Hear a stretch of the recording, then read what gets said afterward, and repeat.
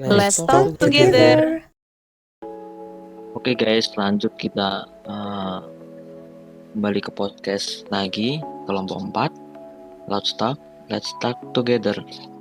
Oke, untuk tema hari ini yaitu apa yang sudah kita pelajari selama 4 hari ini. 4 hari selama agenda 1. Oke, gimana guys menurut kalian? Mungkin Pak Hafiz, gimana? Ya, yang kita bahas itu kan yang pertama ada wawasan kebangsaan. Bagaimana cara kita menilai diri kita dan lingkungan kita sebagai suatu bentuk negara yang memiliki satu tujuan yang sama, begitu kan? Kita harus tahu dulu bangsa itu apa sih, negara itu apa. Hari pertama itu ya. Gimana? Ya, hari pertama itu. Betul. Iya, itu di hari pertama itu. Jadi kita harus tahu dulu apa itu bangsa, apa itu negara. Bangsa itu kan orangnya yang tinggal di suatu lingkungan dengan kesamaan asal usul, sejarah, bahasa, yang memiliki nasib-nasib yang seperjuangan seperti itu ya. Kita tahu Indonesia ini kan pernah sama-sama dijajah kan. Yaitu jadi salah satu alasan kita bisa menjadi sebuah bangsa. Sedangkan negara itu adalah sebuah organisasi politik yang memiliki tujuan tertentu yang meliputi wilayah, rakyat, seperti itu kan. Bagaimana sih cara kita supaya bisa tahu tujuan kita itu sebagai suatu bangsa dan negara? Kita memanfaatkan 4 konsensus berbangsa dan bernegara itu ya. Bagaimana Pak Zia itu? Betul. Masih ingat kan? Masih. Yang pertama Pancasila, yang kedua Pancasila. Dasar 1945. Baru ada Bhinneka Tunggal Ika sama NKRI ya. Nah, 4-nya itu kan nggak bisa berdiri sendiri-sendiri kan, saling terhubung kan. Kalau misalkan kita hanya tahu tujuannya saja tapi tidak tahu bagaimana cara mencapai tujuan tersebut, ya percuma juga. Tujuannya itu kan ada di pembukaan Undang-Undang Dasar 1945 alinea ke-4 kan ya. Sedangkan mencapai tujuan itu kita butuh landasan ideologi, yaitu Pancasila, begitu kan. Itu juga mungkin menarik, dari yang lain. Nah, kemarin baru aja kita kan bikin survei tentang KDB itu, tentang NKRI. Itu juga masuk kan?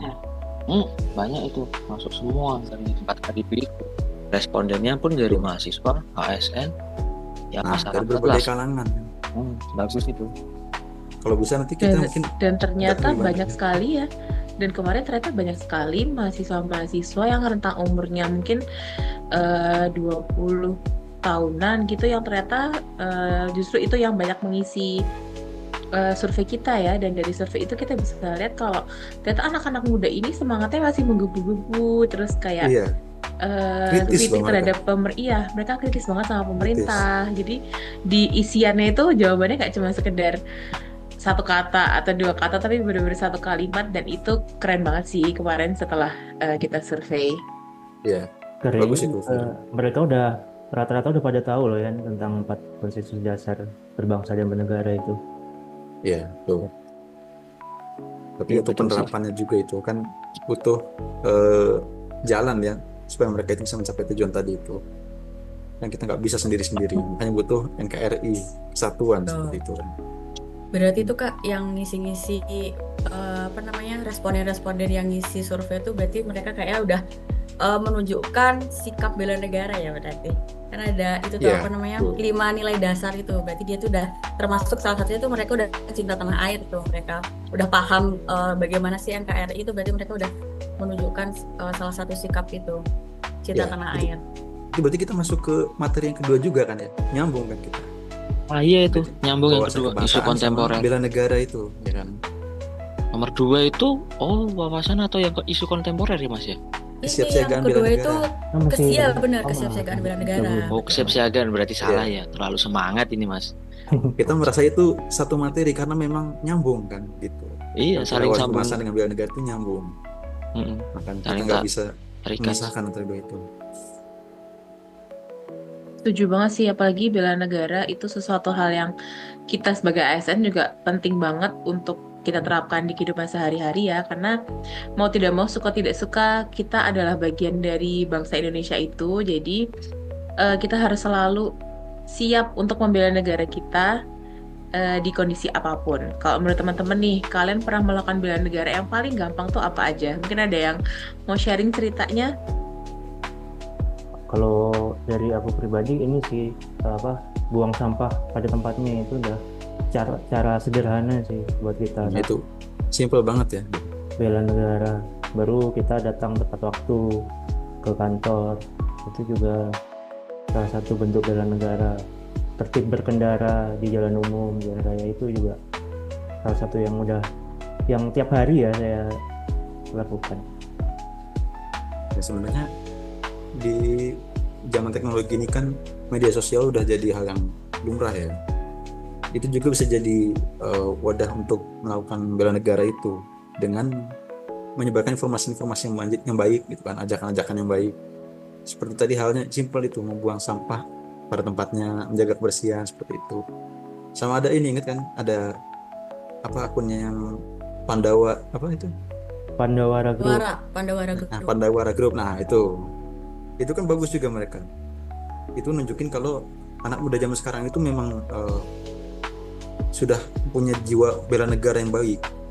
Tinggal bagaimana kita meresponnya. Kan banyak juga yang masih menganggap kalau sungai kotor itu tanggung jawab mereka, tanggung jawab Pandawara Group. Padahal bukan seperti itu. Tugas mereka itu hanya memberikan pengaruh yang baik pada masyarakat seperti itu kan.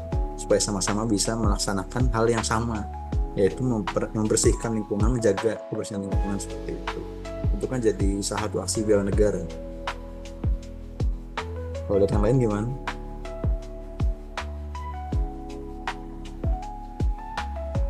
Mungkin kalau aku juga pernah mungkin aksi bela negara yang simple banget yang pernah aku lakukan, mungkin banyak beli produk-produk lokal kali ya, sebagai cewek-cewek yang suka scroll di e-commerce. Mungkin sekarang, kalau mungkin beberapa tahun yang lalu pilihanku masih jatuh kepada brand-brand internasional, tapi akhir-akhir ini dengan UMKM Indonesia yang semakin bagus juga, Nah jadi iya tuh, punya udah bagus kan?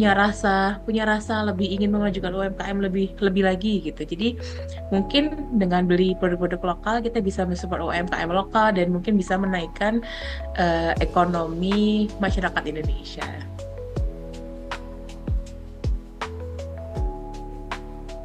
Kalau dari Bisa loh. pengalaman aku pribadi Wah, sih Kak nih, untuk bela negara yang paling simpel ya.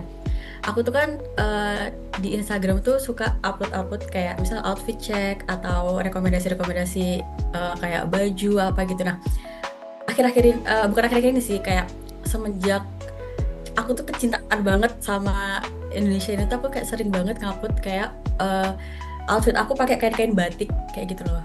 Jadi kayak kita bajunya ya yang baju casual biasa, terus nanti kayak pakai kain lilit batik gitu-gitu. Pokoknya tentang nuansa-nuansa batik yang ada dari Sabang sampai Merauke gitu. Kadang juga aku kayak pakai kain songket kayak gitu-gitu. Nah, aku post di sosial media. Kan sekarang sosial media tuh bener-bener ini banget ya algoritmanya gitu. Kayak misalnya bisa menginfluence banget teman-teman untuk bisa ikut gitu tren buat pakai batik ini. Kalau aku sih itu sih Memang Kak, ini ya, pengalaman pribadi. kualitas produksi lokal juga sekarang sudah mulai bagus kan, sudah mulai bisa bersaing dengan kualitas produksi internasional begitu. Betul, apalagi untuk kain batik ya Kak. Wah, banyak banget pengrajin lokal yang memang hasilnya tuh bagus banget, dan mereka tuh bukan cuma batik yang pakai print gitu, mereka tuh bener-bener ngebatik pakai tangan itu loh ya, kayak signature banget. Ngomongin Itu- masalah bela negara sih, bela negara itu kan salah satu aksi kita ya untuk memajukan Indonesia, untuk jadi kita ngasih support gitu kan. Nah, tapi kalian nyadar nggak sih kalau di balik kita yang udah melakukan usaha segitunya, ada aja isu-isu kontemporer yang kayak masuk atau enggak yang akhir-akhir ini tuh menggeruduk Indonesia tuh kayak satu-satu gitu. Nah, kalau aku sendiri concern banget, aku khawatir banget sama yang namanya kasus-kasus korupsi di Indonesia. Kalau kita lihat sekarang itu kasus korupsi bukan sebagai sesuatu yang tabu gitu loh di masyarakat. Kalian menyadari nggak sih ketika ada orang yang korupsi tuh, kalau dulu mungkin akan malu keluarganya, akan mungkin pindah ke luar negeri menutup diri. Tapi sekarang kalau kita lihat, kalau ada orang yang korupsi kayaknya tidak ada sanksi sosial yang sedemikian rupa kayak gitu.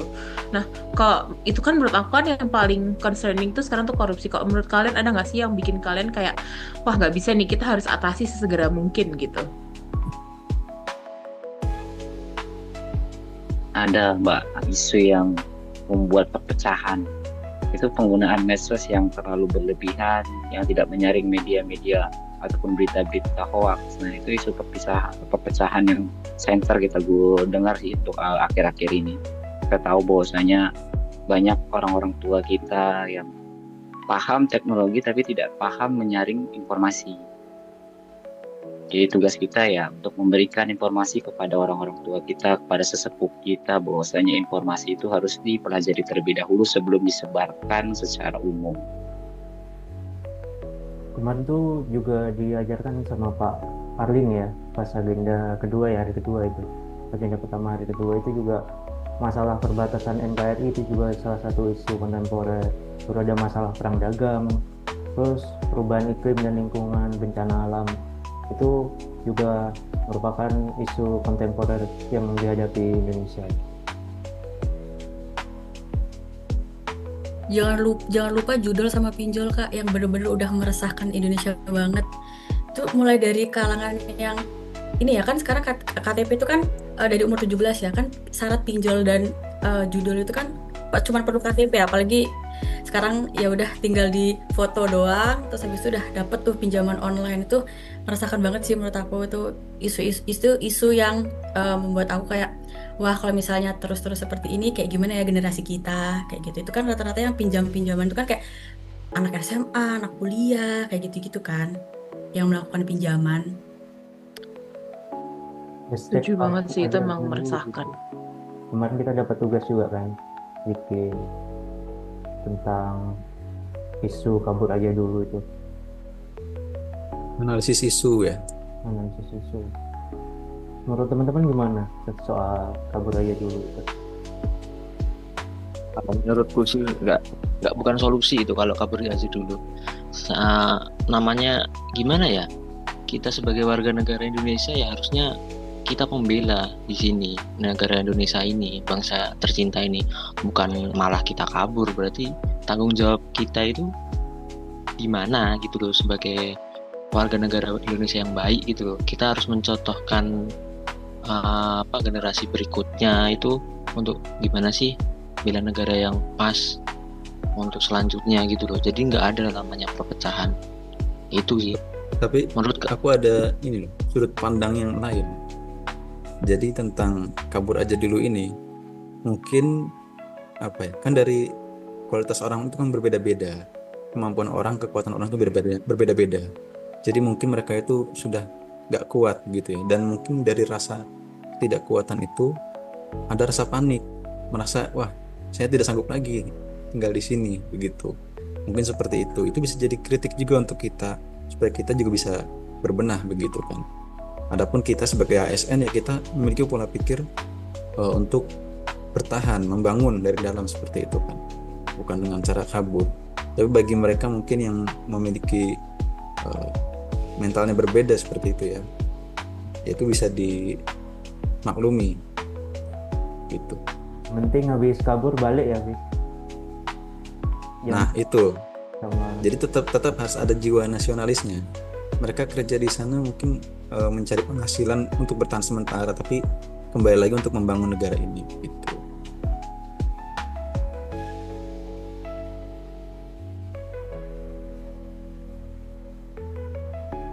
Iya sih, setuju banget sama yang dibilang tadi.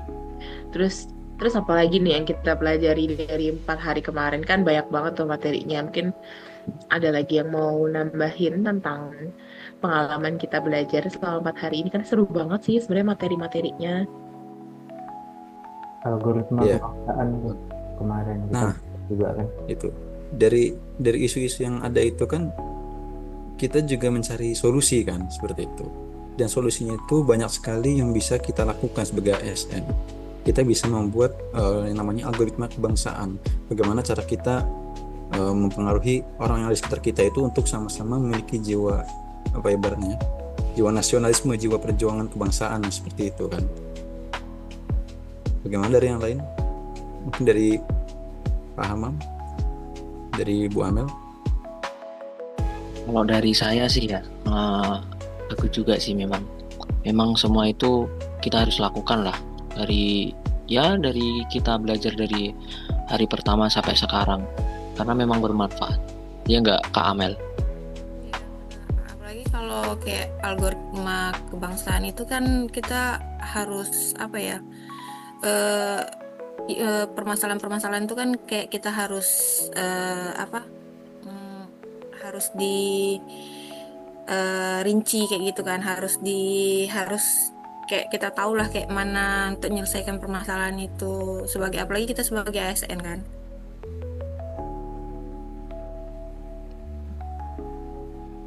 Betul sekali, Kak. Betul. Sebenarnya masih banyak sih pembelajaran yang kita lakukan kemarin. Ada yang ingat gak tugas-tugas yang kemarin kita kerjakan itu apa aja? Selain kabur aja dulu. Kita juga bikin poster kemarin, tugas individunya. Menurut aku poster tuh kayak jadi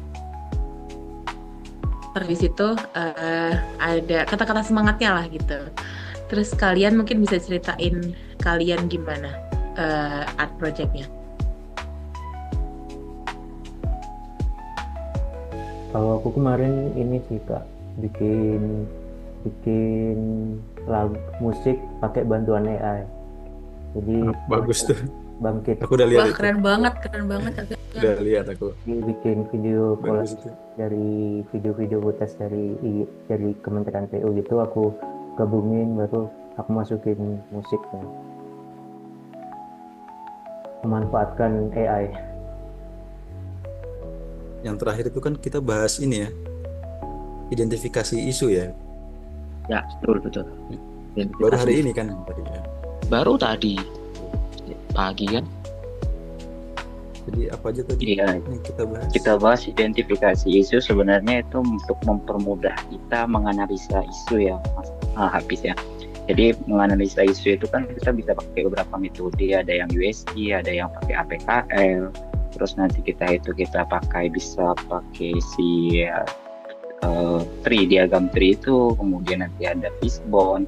Banyak yang bisa kita gunakan untuk menganalisa isu, yang mana itu fungsinya cuma untuk memperbantu kita dalam proses aktualisasi nanti, Mas Hafiz. Jadi mungkin di sini teman-teman udah ada yang kepikiran nggak sih judul apa yang dipakai untuk aktualisasi nanti? Kayaknya Kalau masih judul on progress mungkin deh. iya sama sih, kalau judul mungkin belum ada, cuman ya udah kebayang sih arahnya mau kemana gitu. Intinya dari analisis isu ini, dari identifikasi isu ini kita mencari tahu seluk-beluk isu dari akar permasalahannya seperti itu untuk bisa mencari solusi, begitu kan ya? Dipilah dulu ya Bang, pakai Ya, dipilah dulu. APKL sama USG tadi kita pelajari kan, bisa mudahin jalan kita sih buat milih-milih isu mana yang cocok kita terapkan. Betul. Sebenarnya kayak sebagai panduan dan tuntunan kita, cara berpikir kita gitu, agar lebih terstruktur sih.